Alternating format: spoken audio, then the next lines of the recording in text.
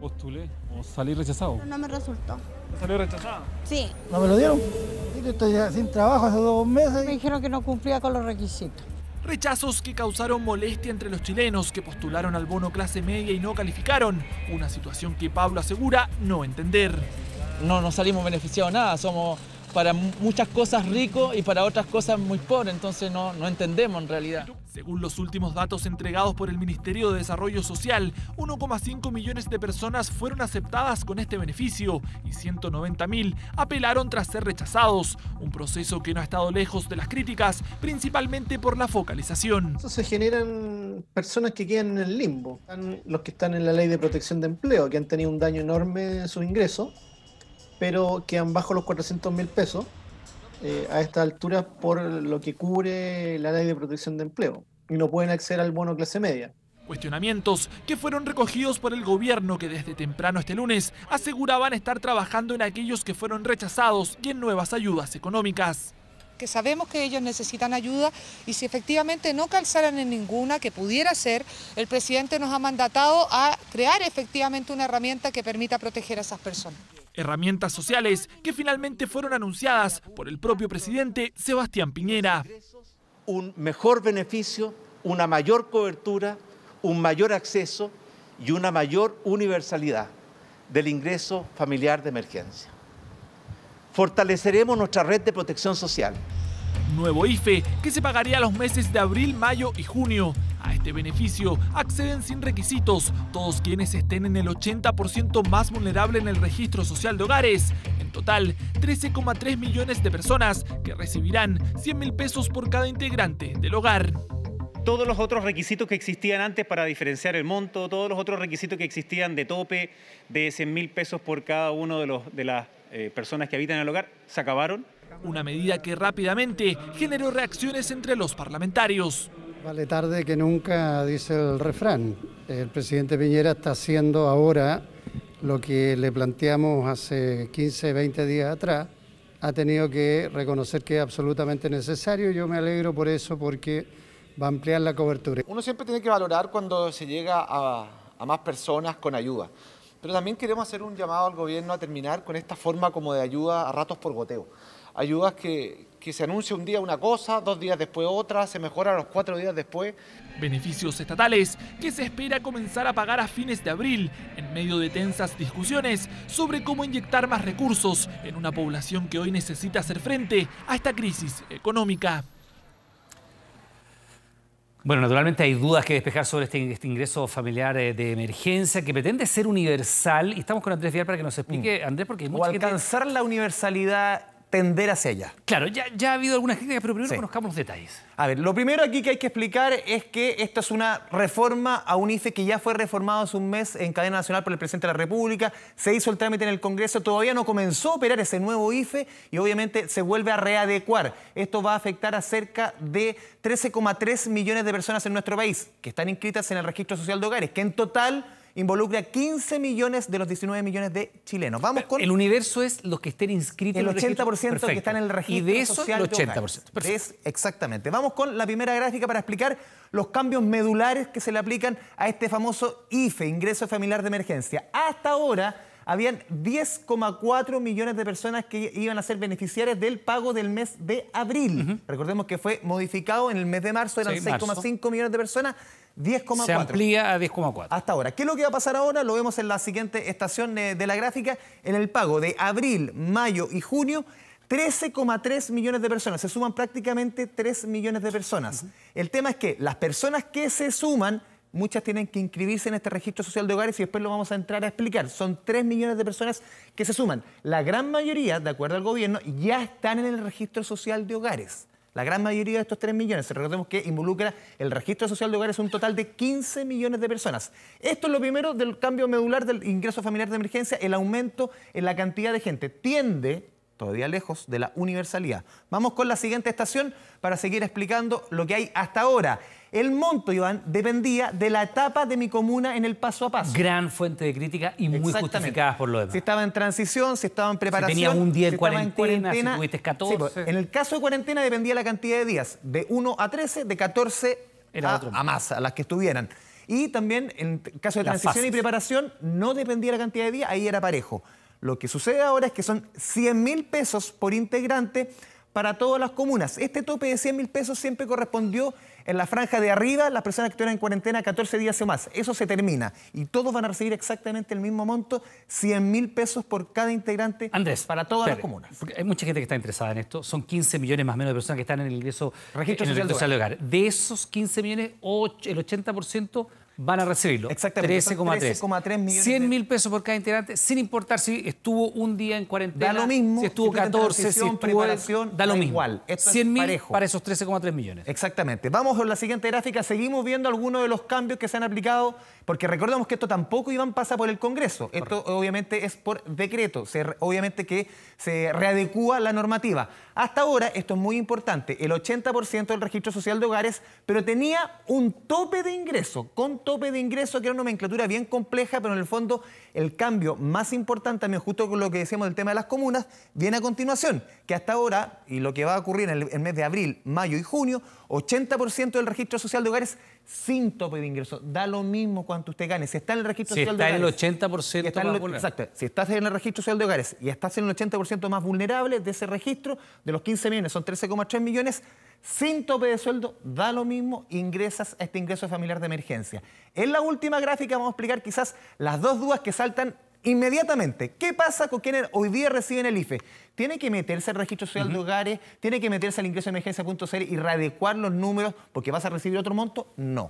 De acuerdo al gobierno va a ser automático. Los 13,3 millones de personas, el reajuste, esos 10,4 que lo iban a recibir el pago de abril, va a ser automático. El reajuste, estos 100.000 pesos por cada carga en la familia. Sin tope de ingreso. La última estación, la siguiente pregunta que se repite mucho, ¿cuándo deben inscribirse los 3 millones de personas, obviamente, que se suman a este beneficio? Lo que ha dicho el gobierno, me tocó en la tarde conversar con el subsecretario de Servicios Sociales, Sebastián Villarreal, dijo, se va a abrir una ventana de tiempo para postular. Se va a abrir en los próximos días y vamos a ver cuánto tiempo va a durar. Las personas que ya calificaban para el IFE de abril, se les va a pagar el 30 de abril con el reajuste. Estas personas va a ser seguramente dentro de la primera mitad del mes de mayo. Todavía no está estipulada la ventana de tiempo para postular, ni tampoco está fijo el día que se les va a pagar. Pero se les va a pagar mayo y después al final de mayo la segunda cuota y después el mes de junio. Porque es por 3 Eso es lo meses, más ¿no? importante. Abril, mayo, junio. Exactamente. Todas estas medidas van a lograr aplacar lo que sucede con el tercer retiro del 10% en el Congreso. ¿El apoyo de senadores oficialistas? Al parecer, no. Lo vemos en la nota de Antonio Ruiz.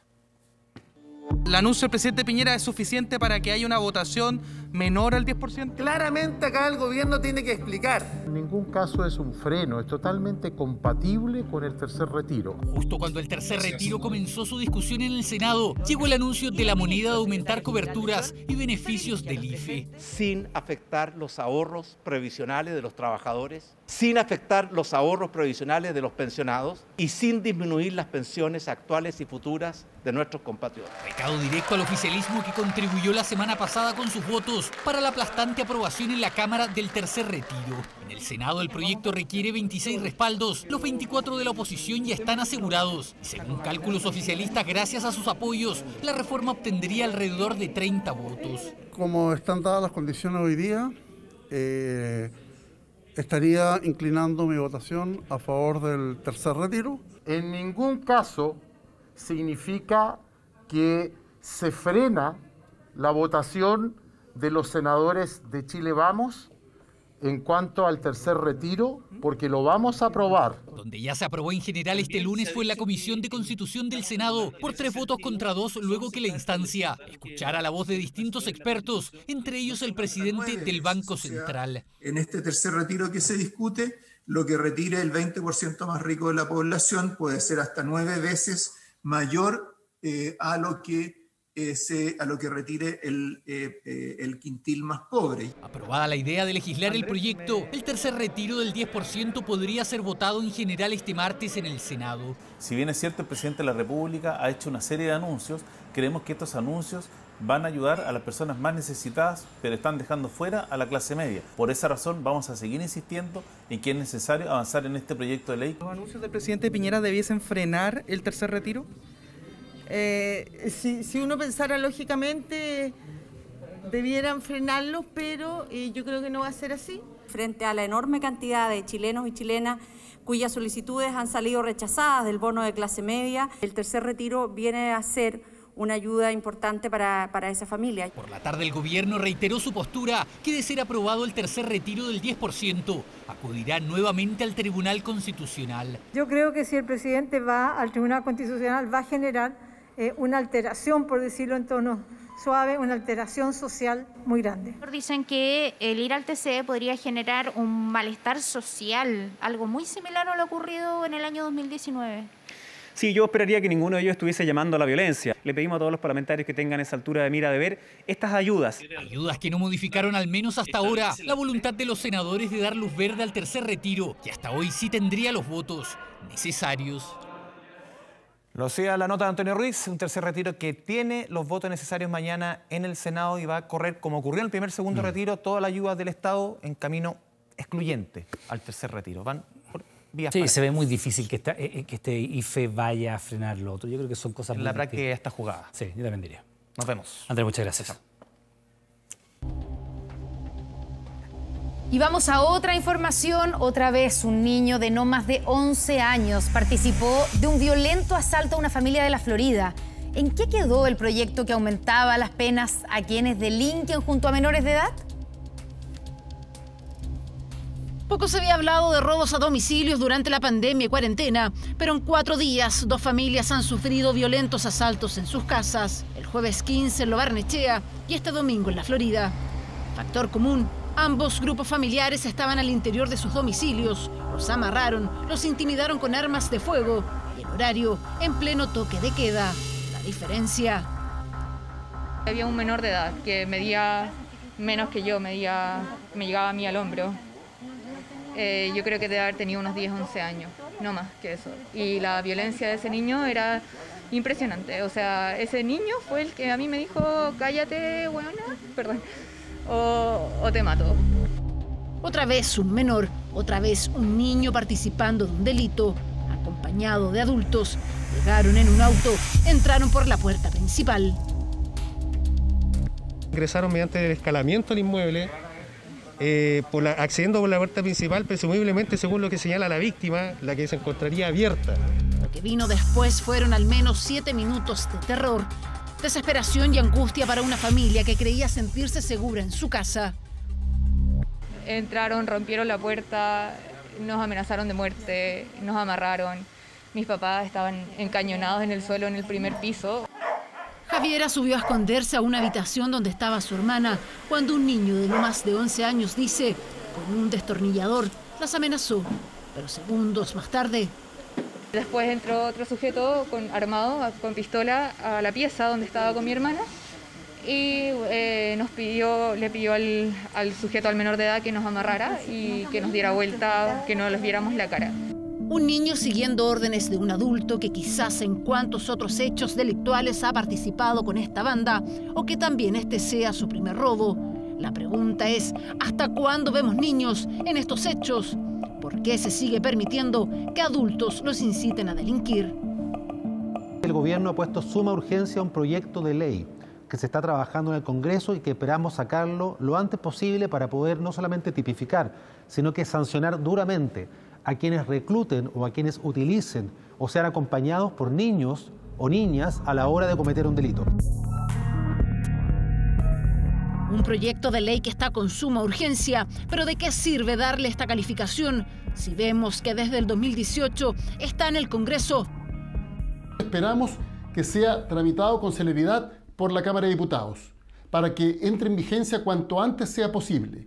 Lo más importante, para que estos hechos no solo no queden en la impunidad, sino que reciban sanciones drásticas. Nosotros hacemos un llamado a que se le ponga la mayor urgencia posible, porque una de las cosas que hemos descubierto de que aquí hay una verdadera organización. Esto es crimen organizado. El 21 de enero el Senado despachó el proyecto. Es ahora la Cámara de Diputados quien podría tener la última palabra si lo aprueban tal cual lo enviaron. De lo contrario, si realizan modificaciones, volvería al Senado, dilatando aún más la iniciativa.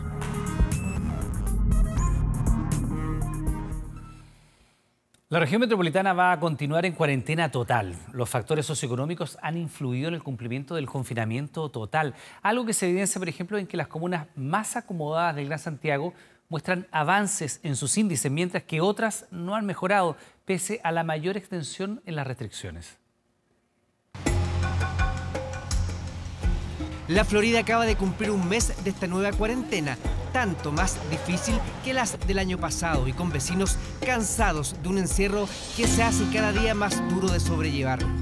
Usted se da cuenta, en la calle no se nota mucho, la gente sigue saliendo. Ahora yo vengo del dentista y el metro viene lleno.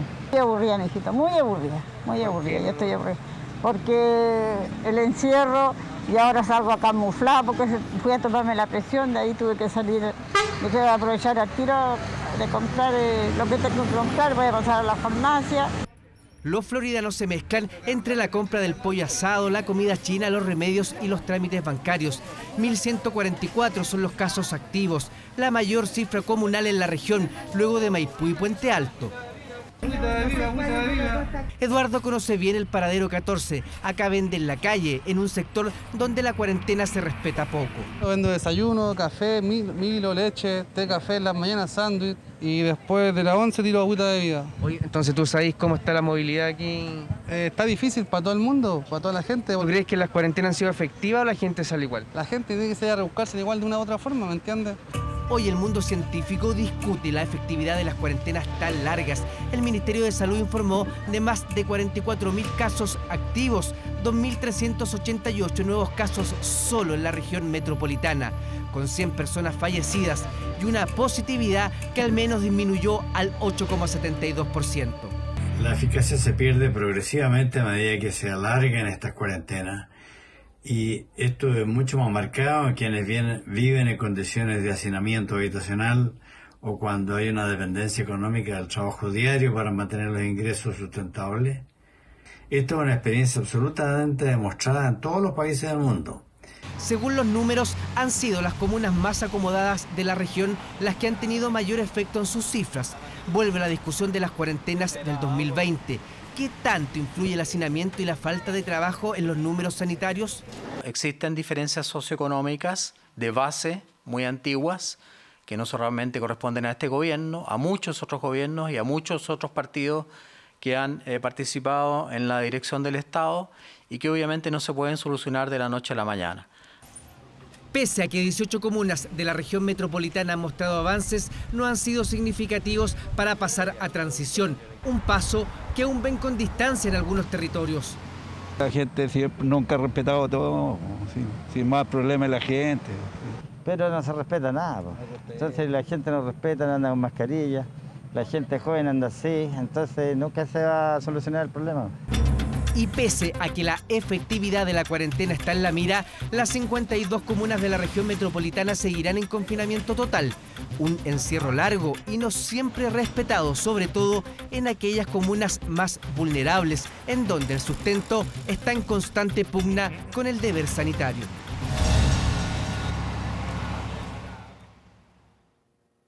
Y una seguidilla de temblores en la zona central del país preocupa a la población y también a los expertos. La comuna de Navidad en la región de O'Higgins fue el epicentro de varios temblores sobre 5 grados, lo que abre la incógnita respecto a un posible gran movimiento telúrico que se espera desde hace varias décadas en la zona central de Chile.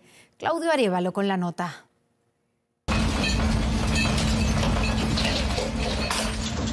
¿Está temblando? ¿Sí? Sí. Chile, país sísmico, cómo no, si son cerca de 6.000 los temblores al año, solo el 10% de ellos son perceptibles. Entre la noche del domingo y este lunes volvió a moverse el suelo, esta vez en la zona centro del país. Yo siento así como que se mueve el sillón.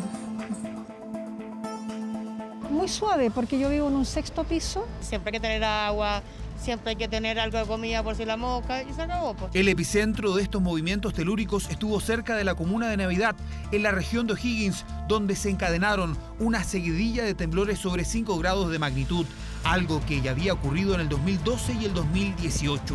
Solamente fue un remesón fuerte, fue como un golpe. Y acá no lo sentimos tanto.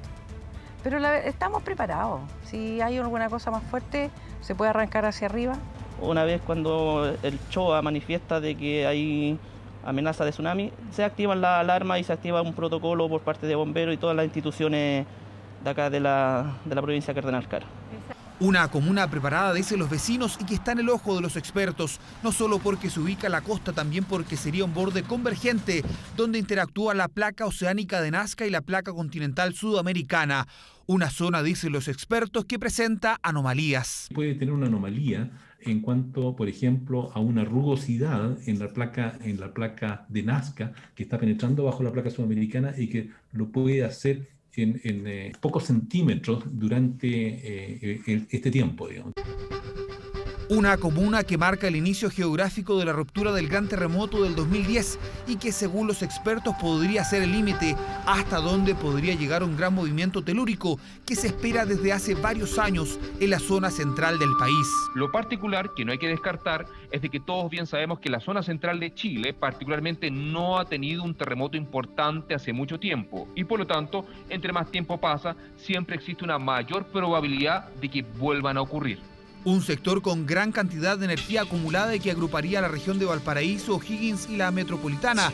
Coincidencias o no, Navidad fue el epicentro de una seguidilla de temblores que también afectaron a la quinta región costa, en específico a San Antonio, una de las comunas más afectadas por el último gran terremoto ocurrido en la zona central de Chile en 1985. Ya están empezando a funcionar hospitales de campaña para la atención de las necesidades básicas de salud de la población. Ese 3 de marzo, la costa de la región de Valparaíso fue afectada por un sismo de magnitud 8 en la escala Richter. 178 fallecidos, 200.000 casas dañadas y casi 1 millón de personas damnificadas. El recuerdo vuelve a la mente de los sanantoninos con esta serie de movimientos telúricos. ¿Estos terremotos partieron muy similar a los sismos que hay ahora? Sí, casi todos parten así con los enjambres. Como que lo anuncia que viene algo más grande. Es terrible. ¿Esa es la preocupación? Sí, obvio, lo vivimos, por ejemplo, el del 85, veníamos de Cartagena, que empezamos a ver que se levantó todo. Y el escenario posible podría ser un terremoto importante como ha ocurrido en el pasado, pero nadie puede ser categórico con ello. Por lo tanto, ante la incertidumbre es mejor prepararse para grandes eventos. Como dice Marcelo Lagos, hay que estar preparados para escenarios que son posibles pero inciertos. Una serie de sismos que sirve para volver a poner en alerta a un país acostumbrado como pocos en el mundo a convivir con los temblores. Como un tirito nomás, pero temblar no. Atención con lo siguiente, se determinó que es segura, pero igualmente se recomendó que las mujeres jóvenes menores de 55 años no reciban la vacuna de Oxford y AstraZeneca en nuestro país. Eso por algunos casos de trombosis que han ocurrido en otras partes del mundo y que podrían estar asociados al recibimiento de esta dosis. Una vez que aterricen en Chile, se recomienda su uso en hombres sobre 18 años y en mujeres sobre 55. Esa fue la recomendación del ISP, tras revisar los antecedentes de la vacuna que pasó de ser la favorita a estar en el ojo de las agencias reguladoras por casos raros de trombosis. La cantidad de situaciones por trombocitopenia se producían principalmente en mujeres menores de 55 años. Dada esa situación, es que consideramos recomendable que la vacuna de AstraZeneca sea aplicada para evitar cualquier riesgo de trombosis en mujeres mayores de 55 años. Los especialistas insisten en que es una vacuna segura y que los casos han sido muy infrecuentes considerando los 200 millones de vacunados a nivel mundial. Para tener claridad en las cifras, son mucho más altas las posibilidades de generar una trombosis al padecer COVID e incluso por fumar o tomar anticonceptivos.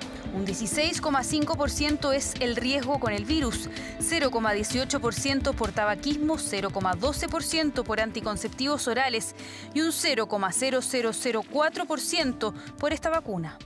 Y poca gente se motiva en dejar el cigarro por este riesgo, y poca gente se motiva en suspender los anticonceptivos por este riesgo que es mucho menor al riesgo de la vacuna de COVID. Hasta el momento, el proceso de vacunación en nuestro país ha avanzado hasta llegar a más de 7.700.000 personas vacunadas con Sinovac o Pfizer. Esta semana sigue siendo el turno de los rezagados mayores de 48 años. Por segunda semana, el calendario no ha avanzado. Siempre cuidamos el stock, es fundamental. En segundo lugar, siempre estamos privilegiando la segunda dosis. No podemos asegurar vacunar si no contamos con las dosis adecuadas. El acuerdo total de vacunas para Chile contempla 35 millones de dosis en total. Los contratos firmados hasta ahora aseguran la llegada de 14 millones de vacunas Sinovac, de las que ya han llegado más de 13 millones. Hay un compromiso de 10,1 millones de dosis Pfizer y de ellas ya han aterrizado en Chile más de 2 millones. ¿Cuáles se sumarían? 1,8 millones de dosis provenientes del laboratorio chino-canadiense CanSino, 4 millones acordados con Oxford AstraZeneca y casi 1 millón más de esta misma vacuna a través del acuerdo COVAX. Además, está pendiente el anuncio de 4 millones de dosis de Janssen, la vacuna del laboratorio Johnson & Johnson, cuya fecha de arribo aún no está clara. La suerte de estar en un país que ha podido hacer estos tratos y ha podido ofrecer entonces no solo una, sino varias vacunas y poder incluso darnos el lujo de seleccionar vacuna por población, cosa que realmente si uno mira el panorama mundial es un lujo en este momento. Esta semana deberían llegar 160.000 vacunas de Oxford y AstraZeneca a nuestro país. El gobierno ha señalado además que ya estaría en conversaciones con otros laboratorios para traer, por ejemplo, la vacuna rusa Sputnik V o la india Covaxin.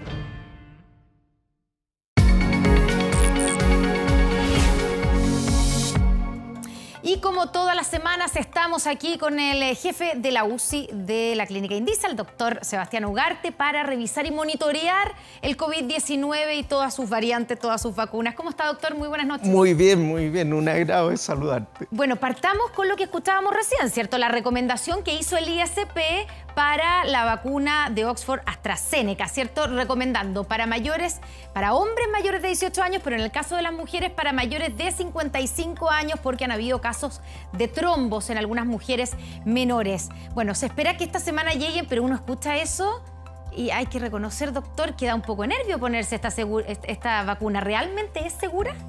No, sin duda es una vacuna segura, pero se ha reportado muy pocos casos, en millones de dosis que se han inoculado en el mundo, unos pocos casos de trombos, que es un cuadro de trombocitopenia trombótica inducida por la vacuna, cuya sigla es VIT, con doble T. Pero si uno saca cuentas, en el fondo, ¿cuál es la posibilidad? 4 casos en 1 millón, lo que es realmente bajo. ¿Cuál es la posibilidad de que a uno le caiga un rayo y caiga muerto por un rayo? 1 en 1 millón. O sea, realmente es una probabilidad muy baja. Y en personas mayores de 55 años, la posibilidad de morir por coronavirus, 800 en 1 millón. No hay dónde perderse. No hay dónde perderse. ¿Y por qué se hace la diferencia entre las mujeres y los hombres? Los hombres mayores de 18 años sí se recomienda esta vacuna, pero no a las mujeres, sino que mayores de 55. ¿Por qué las mujeres menores de 55 son más propensas a una trombosis en este caso? Claro, es que ahí se hacen 2 diferencias, por género y por edad. Estos factores de riesgo cambian los cálculos claramente en personas menores. Por ejemplo, con 25 años, el riesgo de presentar una muerte por COVID es menor y la probabilidad de trombosis sigue permaneciendo. Entonces, se empiezan a equiparar los riesgos en edades menores para mujeres. Por lo que la recomendación, usted claramente tendrá un riesgo mucho menor y se protegerá con la vacuna si es mujer de más de 55 años y si es hombre de 18 años en adelante. Ya, entonces con esta recomendación que hace el ISP tenemos que quedarnos tranquilos. La gente que le toque, a la mujer de mayor de 55 que le toque ponerse AstraZeneca, se puede quedar tranquila. Es bastante seguro. Recordemos que todos los medicamentos que usamos, todos los medicamentos pueden tener un efecto adverso. Sí, claro. Y las vacunas también, pero es una frecuencia muy baja en millones de dosis de tratamiento. Doctor, el ministro París hoy día dijo que se está privilegiando la segunda dosis y que además se actualizó el avance de edad en el calendario de vacunación. Llevamos toda la semana pasada con 48 y 49 años y esta semana nuevamente se parte con los de 48 años. Entonces hay una sensación de que o los los menores de 49 años y de 50 años no se están yendo a vacunar todo lo que debieran, pero también ha pasado casos de gente que va a vacunarse, que no corresponde a la edad o está cerca, pero le dicen, no, tenemos justo las vacunas para la gente que tiene la edad, los 48 años y la segunda dosis. ¿Hay escasez de vacuna en algunas partes? Bueno, han habido algunos problemas logísticos en los suministros, algunos despachos de Pfizer que no llegaron a tiempo, se ha suplido haciendo más solicitudes de otras vacunas, entre ellas Coronavac, CanSino, ¿no es cierto?, AstraZeneca, etcétera, para que esto continúe con velocidad. Pero además hay una lógica sanitaria detrás de favorecer la segunda dosis. La ciencia local, la información de efectividad de estudios realizados en nuestro país nos han mostrado que con segunda dosis y 14 días se logra realmente reducción de riesgo, pero con una sola dosis no. Entonces se ha puesto la prioridad, más que poner muchas primeras dosis y esperar por la segunda, es priorizar la segunda dosis para disminuir el riesgo de manera importante en la población. Y por el hecho de que no toda la gente que le toca vacunarse esté yendo a vacunarse, ¿puede ser que se hayan o que se estén perdiendo vacunas? Vacunas que necesitan mantener la cadena de frío y que una vez que las sacan de esa cadena de frío, puede ser que, claro, sirven durante un tiempo determinado. Sin duda eso puede ocurrir en diferentes lugares de vacunación, que algunas dosis pueden no alcanzar a administrarse en el momento oportuno. Eso es parte del proceso, pero se trata de ir haciendo lote a lote, pequeñas cantidades, de manera de que esto sea lo mínimo posible. Sí, porque sería gravísimo que estuviéramos perdiendo sí, dosis con la escasez que hay. Con lo que cuesta traerla. Doctor, vamos a lo que detectó el Instituto de Salud Pública, que más de 300 contagios hay en nuestro país con nuevas variantes en Chile. ¿Qué variantes hay a estas alturas en nuestro país? Bueno, esto es muy importante porque en Chile hay más de 100 variantes presentes. Pero ¿qué es lo realmente importante? Las variantes de preocupación. ¿Cuáles son esas? Y en esta encontramos especialmente la variante británica, la variante brasilera. La P1, la de Manaus. P1, sí. Porque hay dos variantes. Porque la variante P2 sería de interés, pero no de preocupación. Y de preocupación también encontramos la variante sudafricana. Y aquí ha habido una evolución. ¿Qué ocurría? Que en enero en la comunidad había 0 de estas variantes de preocupación. En febrero, ¿no es cierto?, esto sube en muestras de hospitales centinelas que envían al ISP y de la Universidad Católica, un 10% de las muestras ya tenían variante de preocupación. Predominaba la variante inglesa.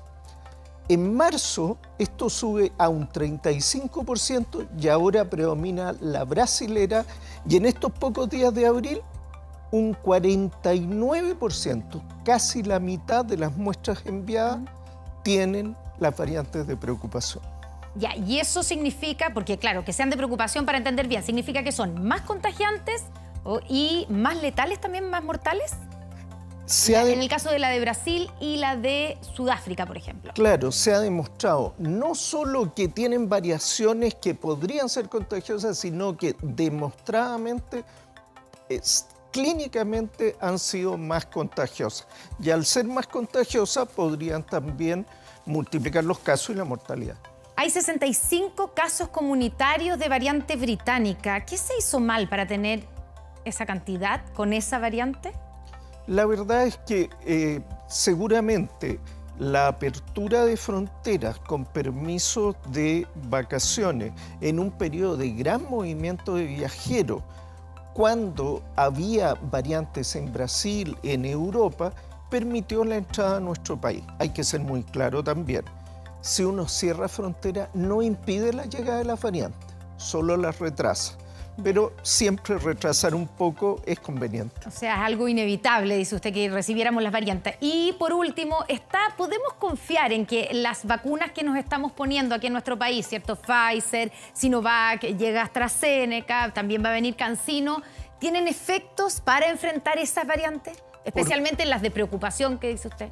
Las de preocupación son las más importantes, sí. Y por fortuna tenemos buenos reportes con varias de ellas, y específicamente la más usada, Coronavac, se ha testeado en Brasil con la variante P1 y demostró buenos resultados.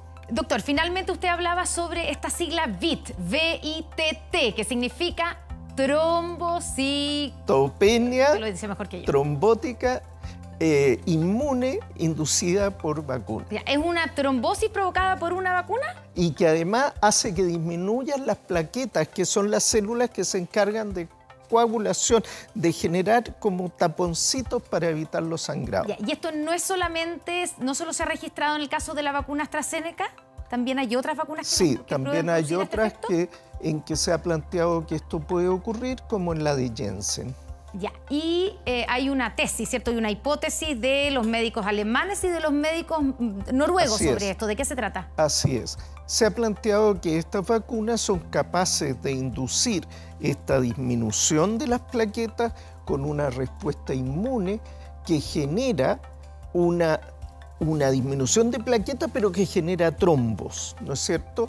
Y estos trombos con disminución de plaquetas son desencadenados por una respuesta inmune, como lo que se ha visto cuando se administra heparina y que la heparina termina produciendo este efecto paradójico al revés.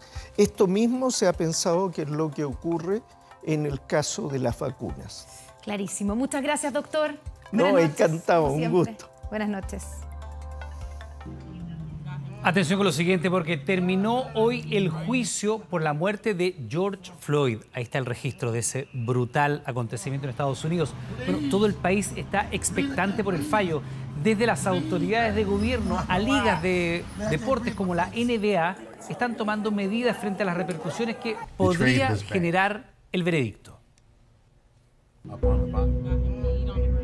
Estas estremecedoras imágenes de la agonía de George Floyd en mayo de 2020 causaron indignación mundial.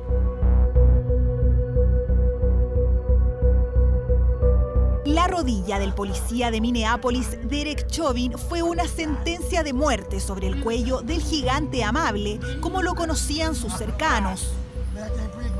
Un video que se convirtió en parte esencial del juicio contra el exoficial que hoy llegó a su final. Ahora el país entero está en vilo por el veredicto. Pueden confiar en sus ojos, pueden creer en lo que vieron. Es exactamente lo que sabían y lo que sentían por instinto. Esto no fue una acción policial, fue un asesinato. El acusado es culpable de todos los cargos sin excusa. La defensa de la familia Floyd acusó de toda responsabilidad a Chauvin, el policía que durante un poco más de 9 minutos presionó su rodilla contra el cuello del hombre. Un procedimiento que el abogado del acusado defendió como parte de una detención policial bajo manual. Creo que las acciones de Derek Chauvin fueron justificadas porque actuó bajo objetivos razonables y siguiendo la política del Departamento de Policía de Minneapolis. Sin embargo, mientras el juicio se realizaba entre 4 paredes, las calles de Minneapolis se llenaron de manifestaciones. Desde las autoridades hasta ligas deportivas como la NBA están alerta ante el resultado del juicio. Si no lo condenan, el mundo va a condenar a Minneapolis y a Estados Unidos. El país y nuestra Constitución están en juicio. La expectación por el anuncio de la sentencia recuerda el caso de Rodney King en 1992, un taxista afroamericano brutalmente golpeado por varios policías en Los Ángeles, cuyo juicio sin sentencia contra los oficiales generó las peores protestas que ha vivido la ciudad. Solo resta que el jurado de Minneapolis entregue su veredicto por la muerte de George Floyd, un caso que ya se transformó en todo un símbolo para la lucha contra el racismo en todo Estados Unidos.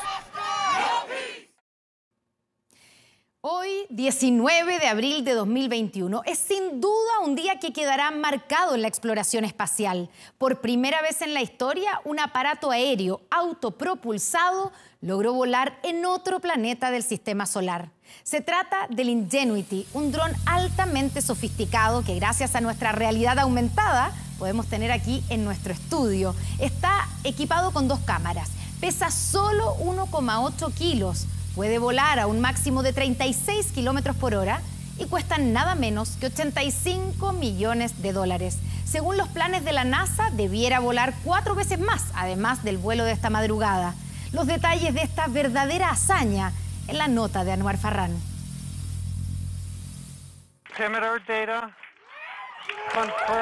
Hubo aplausos, sonrisas y muchísima emoción, porque lo ocurrido la mañana de este lunes es un hito solamente comparable con aquel día en que la humanidad conquistó el sueño de volar. Pero la gracia es que el Ingenuity lo ha hecho a más de 200 millones de kilómetros de la Tierra, allá lejos en la superficie marciana.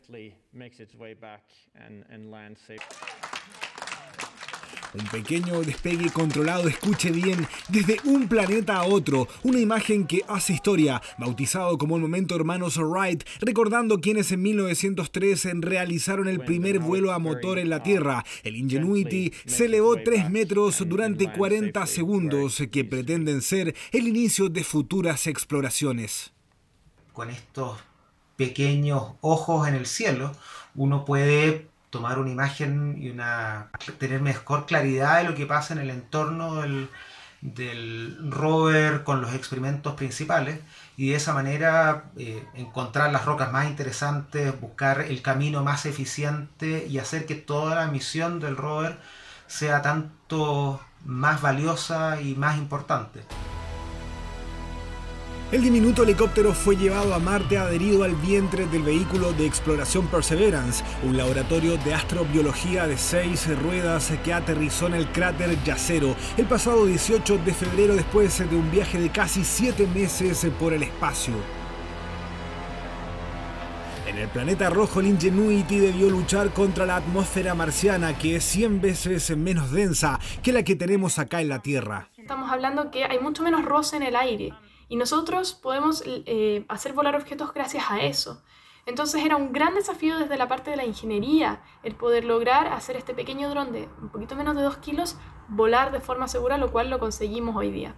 Pero ¿qué es lo que viene ahora? La idea es que en un futuro parte de la exploración espacial la hagan los drones, ideal para misiones más osadas como ingresar a cuevas, montañas o a lugares de difícil acceso. Estamos hablando de una altura, por ejemplo, de entre 3 a 30 metros, donde podríamos explorar de forma mucho más rápida la superficie para encontrar lugares donde podríamos asentar experimentos científicos, incluso poner una colonia futura para seres humanos. Por ahora el Ingenuity tiene programados 4 despegues más para el próximo mes. Esto luego de conseguir el primer vuelo autopropulsado en otro planeta. Sin duda una fecha que quedará marcada en la historia de la exploración espacial. Y un impuesto a los súper ricos 2.0. Esa es la propuesta de un grupo de diputados oficialistas y que busca ser alternativa a la iniciativa impulsada por el Partido Comunista y la oposición. La idea es incentivar a que las grandes fortunas retiren utilidades de las empresas pagando menos impuestos y así se active esta forma de recaudación. ¿Cómo se recibió esta idea? Lo vemos en el siguiente informe. Ya hay consenso. Todo el Congreso está disponible a que los más ricos paguen más impuestos, aunque con métodos distintos. A no vender ilusión, sino que a producir recaudación.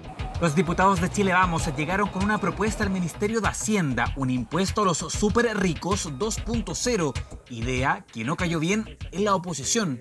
Nos damos cuenta nuevamente que hay una trampa, incluso una inmoralidad.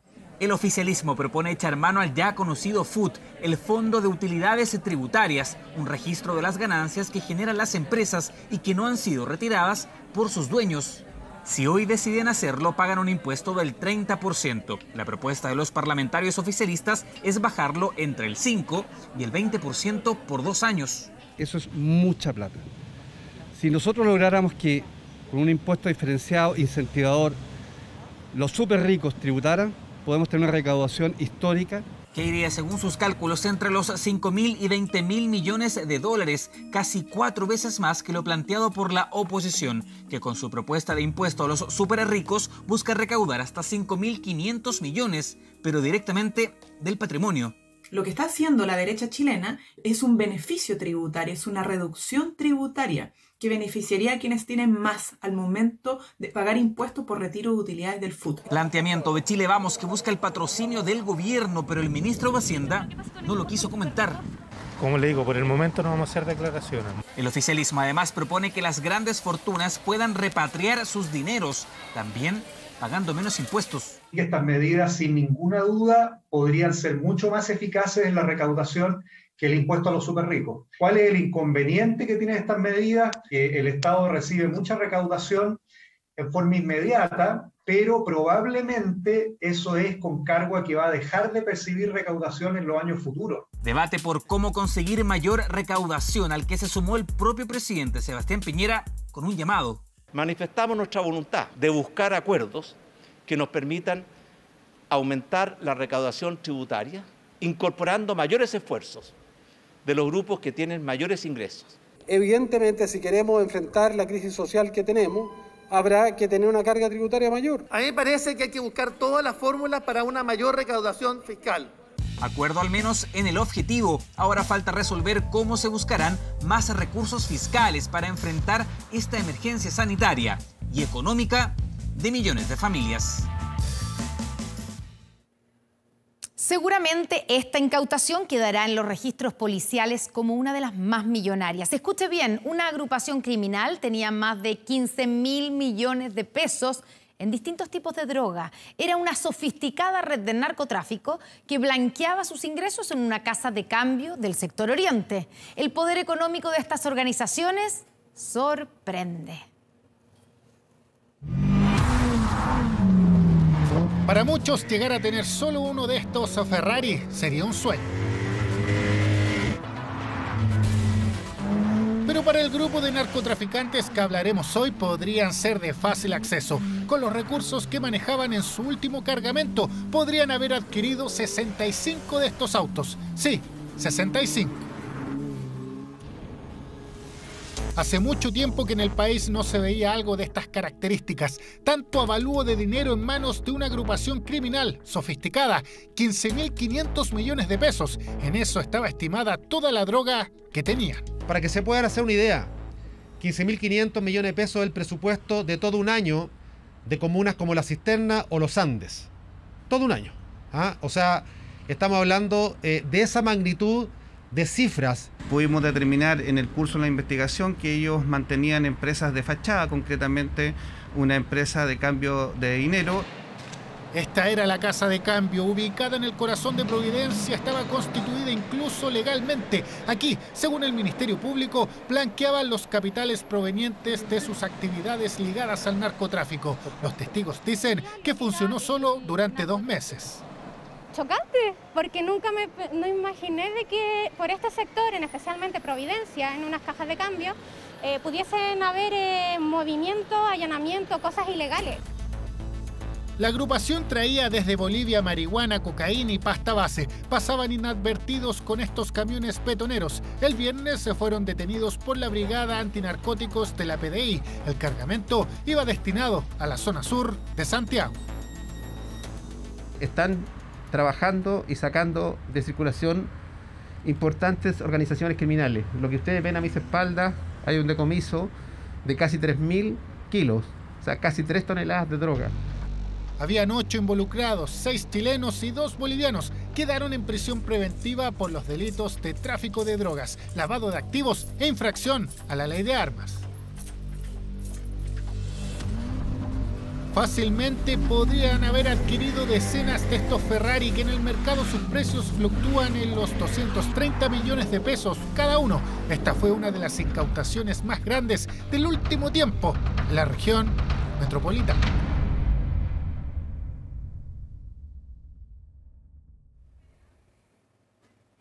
El pasado 4 de abril, Francisca Moll se suicidó tras ser maltratado por parte de su pareja. Hoy su familia pide una reestructuración completa del sistema que dice no actúa a tiempo. Conocimos su historia a través del crudo relato de su madre. Josefa Bustos y Manuel González con el informe. Abro la puerta del departamento y le digo, guagua, ya llegué. Soy yo la mamá. Le grito así para que ella esté tranquila. No se fuese a asustar. Y miro hacia el pasillo y veo su cuerpo tirado en el suelo. Fui, la tomé, era un hielo. Yo dije, mi hija murió. Estaba muerta. Dice que del dolor saca la fuerza para contar la historia más cruel que podría llegar a contar una madre. Encontró a su hija muerta en su apartamento hace 12 días. Se suicidó tras años de maltrato por parte de su pareja. solo dejó una carta. Mamá, sé que en estos momentos tu ojo debe estar lleno de lágrimas, pero sé que eres fuerte. Me pediste que yo también lo fuera, pero no pude. Entonces me dice que la tristeza no te invada, para que luche por todas las mujeres. Al final dice, el cazador anda suelto. ¿Quién la hizo padecer todo eso? Fue este joven que no puedo nombrar. Su historia parte como la de cualquier pareja. Con su agresor se conocieron a fines de 2018, pero al poco andar empezaron los celos, y de los celos pasaron a las malas palabras y hacia los golpes que en los últimos meses eran habituales. Y estacionó a 3 casas de la de ella. O sea, él quería que se bajara. Afortunadamente no lo hizo. A lo mejor me lo hice muerto en ese momento. Ella no lo hizo, entonces él metió su cuerpo entre apagar el motor y todo eso, la tomó del cuello, le tiró el pelo, hizo todo y le metió la mano a la boca y le sacó los dientes. Francisca, como tantas otras, denunció 3 veces en Carabineros. La cuarta no quisieron atenderla. La justicia, el sistema completo, dice su madre, la abandonó. Pedimos a Carabineros el informe de las denuncias realizadas, pero al cierre de esta edición solo confirmaron tener información sobre una de ellas realizada en enero de este año. Sobre las demás no se refirieron. Delito de maltrato habitual existe, la posibilidad de perseguir las lesiones, los insultos reiterados, la violencia económica existe en nuestro sistema judicial. El problema es que, insisto, las mujeres están solas, entonces puede ocurrir que hagan una denuncia, el parte que ha pasado también, ¿cierto? Se demore 5 días, 10 días a veces en llegar a la fiscalía y hasta entonces no se tome ningún tipo de medida cautelar. Puede ser que el Tribunal de Familia ordene la medida cautelar y lo hemos visto y la medida igualmente no se cumpla de inmediato y entonces lleguemos tarde. Entonces en realidad es todo el aparataje el que funciona mal. Otra de las denuncias, que no es la que maneja Carabineros, avanzó y el agresor en 2019 fue formalizado. Se decretó una orden de alejamiento, pero él jamás la respetó. Nuestro sistema no tiene una defensoría de mujeres, ¿ya? No tiene una defensoría de personas en situación de violencia, ¿cierto? Así como existe la defensoría de la niñez, no existe la defensoría de las mujeres. No es cualquier delito. Este delito requiere un tratamiento diferenciado, requiere urgencia, ¿cierto? Diferenciada, requiere que los carabineros, que las fiscalías, todos estén más capacitados en asuntos que tienen que ver con género. Si eso no pasa y seguimos tratándolo como cualquier otro delito, vamos a tener situaciones como todas las que hemos visto en los últimos días.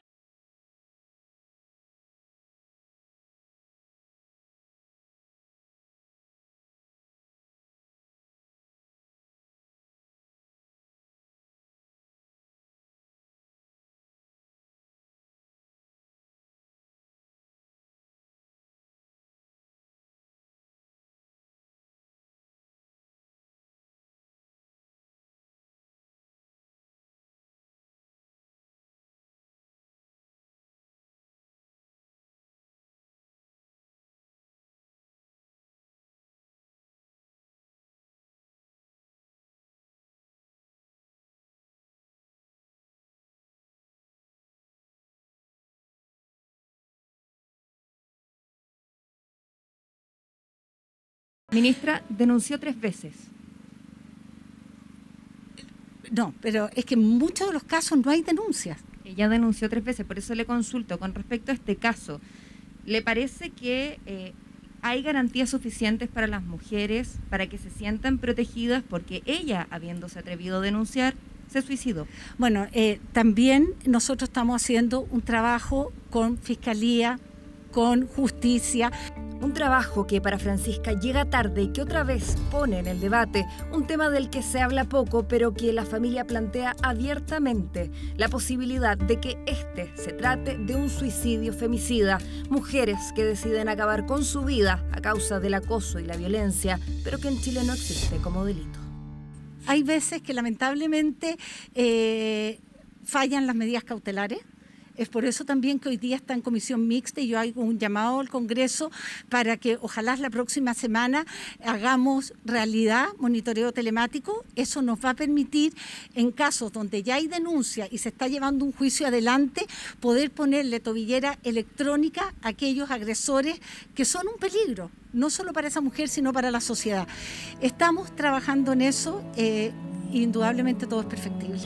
El próximo 27 de abril se realizará un procedimiento simplificado por el caso vivido en 2019. Se aplica cuando las penas no exceden los 540 días de presidio. Si el agresor reconoce su responsabilidad, la pena podría ser incluso más baja. Y todo eso, 2 años después. ¿Cuánto dolor cabe en una sola persona? En el corazón de Francisca no había espacio para un día más. Hasta el momento tenemos 16 candidatos presidenciales. ¿Sumará Chile Vamos un nuevo candidato a la moneda? Bueno, luego que no prosperara una petición de desafuero en su contra, Manuel José Osandón se declaró disponible para competir. Aseguró que ninguno de los actuales postulantes, incluido el de su partido, ha mostrado el liderazgo que hoy Chile necesita. Sus palabras provocaron diversas reacciones en RN, como nos cuenta Flavia Cordella. Solo se conoce recorriendo las calles. Así como lo hice como alcalde de Puente Alto, espero hacerlo desde una vereda distinta, desde el Senado. De la alcaldía al Senado, y en 2017 quiso dar un paso más. Una aspiración presidencial que no prosperó. Hoy nuevamente mira a la moneda. Estoy disponible. Disponible para asumir el desafío luego que la petición de desafuero por el delito de tráfico de influencias no fuera acogido por la Corte de San Miguel. Decisión conocida el pasado viernes. De inmediato se comunicó con el presidente de su partido para analizar una eventual carrera a la moneda. ¿Por qué estoy disponible? Porque lo que está pasando en Chile es que no hay ninguna persona que haya mostrado el liderazgo para producir estos cambios. ¿Mario Desbordes tampoco ha presentado? Ninguna. Tienen que haber personas que tengan la capacidad de tomar las decisiones.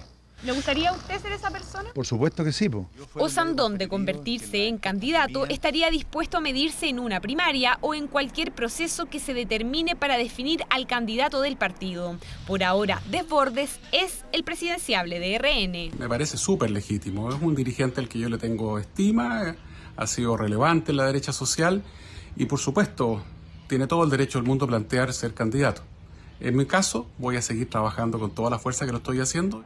Según la última encuesta CADEM, Mario Desbordes se posicionó en el 9º lugar con un 4% en la intención de voto. La irrupción de Osandón generó división al interior del partido. Llegó el momento de que Renovación Nacional reevalúe su candidato presidencial. O seguimos con Desbordes, que va último en las encuestas, o pensamos en Manuel José Osandón o Sebastián Sichel o cualquier otro. Si Renovación Nacional, al igual que la UDI, tiene 2 candidatos potentes, mejor todavía.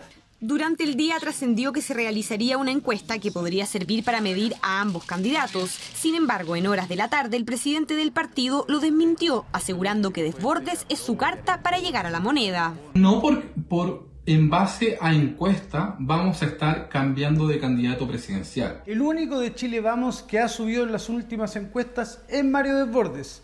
Solo veo unos pocos tratando siempre de enlodar esta candidatura. A menos de un mes de las inscripciones de las candidaturas, ¿podrá Manuel José Osandón posicionarse y superar al... ¿Que deben hacerlo? ¿Qué ocurre en estos casos? Las dos... Y corregir si es que hubo un problema de cálculo.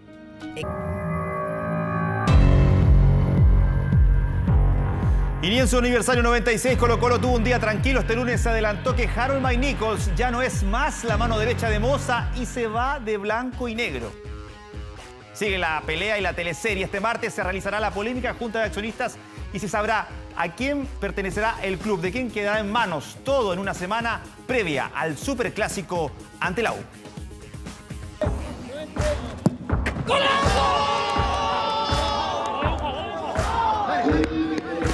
Fue una semana súper dura para mí, para mi familia, pero quería estar presente.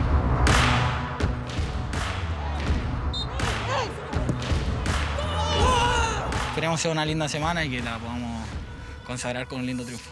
Colo-Colo parece ir resurgiendo de las cenizas. La victoria por 2-0 en Viña del Mar ante Everton les dio un impulso clave para esta semana. Superclásico ante la U y junta de accionistas este martes, la que por cierto ya tiene sus primeros movimientos.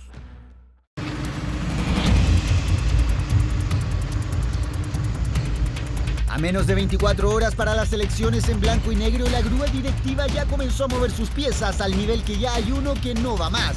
Por la mayoría de 5 votos a favor fue elegido Harold McNichols vicepresidente y yo presidente. Harold May Nichols ya recibió la noticia. Aníbal Mosa no lo volverá a colocar en uno de los sillones que él tiene en blanco y negro, una decisión que lo golpeó. No esperaba que el empresario hotelero hiciera esa jugada.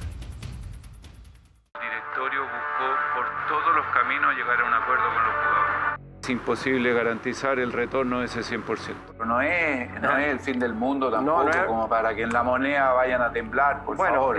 Estas fueron solo algunas de las intervenciones del ex ANFP bajo su estadía en Macul. Del 2019 a la fecha se le vio deambular por el Monumental, siempre junto al empresario de origen sirio, de quien era su mano derecha. Por eso extrañó tanto que no fuera considerado para el directorio de este año.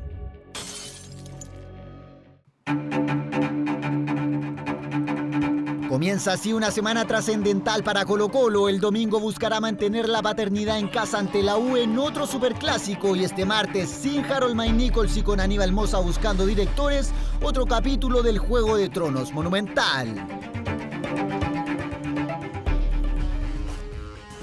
Y vamos a las buenas noticias. Alberto del Barça cerró una brillante participación en el World Series de Newville, Estados Unidos, y ganó 3 medallas de oro, a las que ya sumó antes. La presea dorada en la categoría de 200 metros libres y 50 metros espalda le sumó la tercera presea dorada en 100 metros espalda, uno de los representantes del Team Chile que dirá presente en los Juegos Paralímpicos de Tokio, que estuvo un año sin competir a causa de la pandemia por el coronavirus, pero que es doblemente meritorio lo conseguido por el deportista en suelo norteamericano.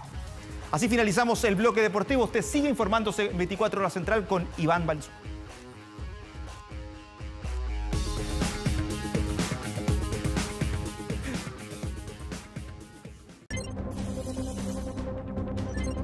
Los animales más grandes que alguna vez caminaron sobre la Tierra.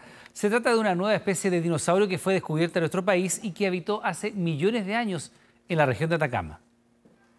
Un día cualquiera en Copiapó, varios kilómetros al sur, justo antes de llegar a Vallenar. Estos son los principales residentes y dominadores absolutos de esta zona del país.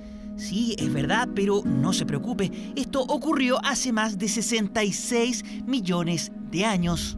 Una nueva especie para Chile, una nueva especie para el conocimiento global que tenemos de los dinosaurios. Desde los años 90 que se estudian restos fósiles de dinosaurios en la región de Atacama, pero no fue hasta el 2021 que una expedición logró reunir varias piezas óseas de una especie hasta ese momento no descrita en ninguna publicación científica. Tenemos parte del elemento del brazo, la pierna, parte de la pelvis y vértebras del dorso. Un espécimen de la familia de los titanosaurios, una especie que se extendió por gran parte de Sudamérica, sobre todo en Argentina. Por ejemplo, si el famoso tiranosaurio Rex llegaba a medir hasta 14 metros de largo, el titanosaurio más extenso medía hasta 35 metros de longitud. Eso sí, el pariente descubierto en Chile era mucho más pequeño. Este es el fémur, el hueso de la pierna. Esta es la parte que articula en la cadera. Me das cuenta, la cabeza femoral. Aquí habría estado la rodilla del dinosaurio. Gracias a estos elementos como el fémur y el húmero hemos podido estimar la longitud del dinosaurio. Se trata del Aracar licanantai, que en lengua kunza significa osamentas atacameñas, un dinosaurio que habitó el norte del país en la parte final del Cretácico. Se estima que los huesos encontrados corresponden a un ejemplar joven y que medía alrededor de 6 metros de largo. El adulto podría haber llegado a los 8 metros. Estos elementos normalmente se fusionan cuando son adultos, pero cuando son subadultos, juveniles, están separados. Y justamente este es el caso. Si tú te fijas ahí, la superficie tiene una superficie de contacto que es rugosa. Es un indicativo de que todavía estaba en el proceso de fusión. No se encontró flora fósil. Sin embargo, sabemos que en esa zona habían araucarias. Las araucarias son de los tiempos de los dinosaurios y entonces muy probablemente disponía de peñones, que son un alimento muy bueno para estos animales grandes. Bienvenidos a Jurassic Park. No son fake news ni ciencia ficción. Nuestro país tiene el potencial científico para establecer un parque jurásico. El Aracar licanantai es el tercer dinosaurio no aviar descrito en Chile, después del Atacama titán chilensis y el Chilesaurus diegosuarezi. Chile tiene una enorme riqueza paleontológica, hay todavía mucho por descubrir y además, y ese patrimonio, importante decirlo, es parte de la propiedad del patrimonio de todas las chilenas y todos los chilenos. Descubrimientos de hace millones y millones de años, pero que dan cuenta del inexorable paso del tiempo y de la conformación de la flora y fauna que hoy conocemos.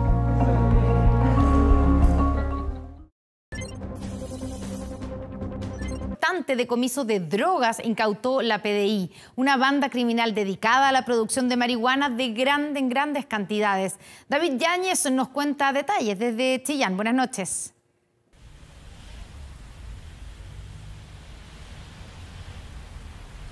Hola, buenas noches. Desde el cuartel de la Policía de Investigaciones en la ciudad de Chillán, hasta donde ha sido trasladado solamente una parte de todo lo decomisado en un operativo que ha incluido 4 regiones del país, que partió con una investigación del fiscal Rolando Canaguate en San Carlos, pero que fue entregada a la Brigada Antinarcóticos de la Policía de Investigaciones y que terminó este fin de semana con una serie de detenidos y una incautación mayor, una de las más grandes que ha habido en la región del Biobío. Para tener detalles precisamente respecto a esto, estamos con el director general de la Policía de Investigaciones. ¿Qué en específico fue lo que se logró decomisar en este operativo y cuántos fueron los detenidos? Bueno, en primer lugar yo quiero felicitar sinceramente a la gente antinarcótico de acá de la región, de Chillán. Primero porque esto es una operación que dura varios meses, de una investigación acuciosa, con mucho profesionalismo, estando en pandemia, los detectives no están en teletrabajo, están trabajando en la calle donde la gente lo necesita y sacando de circulación organizaciones criminales. Y esta es una organización criminal que estaba compuesta por gente que venía desde afuera, desde la zona norte. Y aquí pueden ver que hay parte de lo recuperado, para que ustedes sepan, hagan una magnitud de lo que hay. Aquí son más de 800 kilos de droga ya procesada. Además, más de 7.800 plantas de 2 o 3 metros.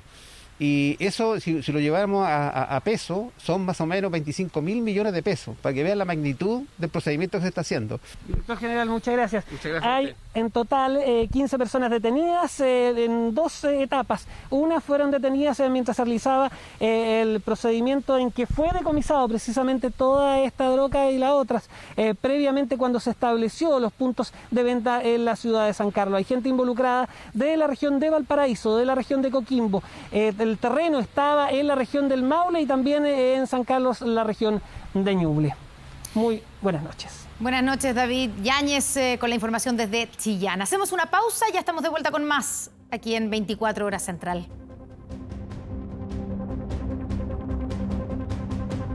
¿Cuál es el origen de 24horas.cl?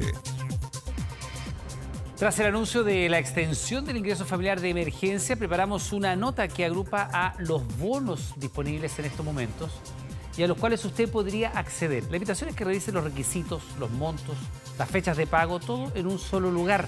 Esto en 24horas.cl. Sí, porque después de tanto cambio es necesario información clara. Fundamental por estos días. Terminamos aquí las noticias. Muchas gracias por informarse con nosotros. Quédese en TVN porque ya viene un nuevo capítulo de Fuerza de Mujer. Que tenga buenas noches. Buenas noches. Bueno, ahí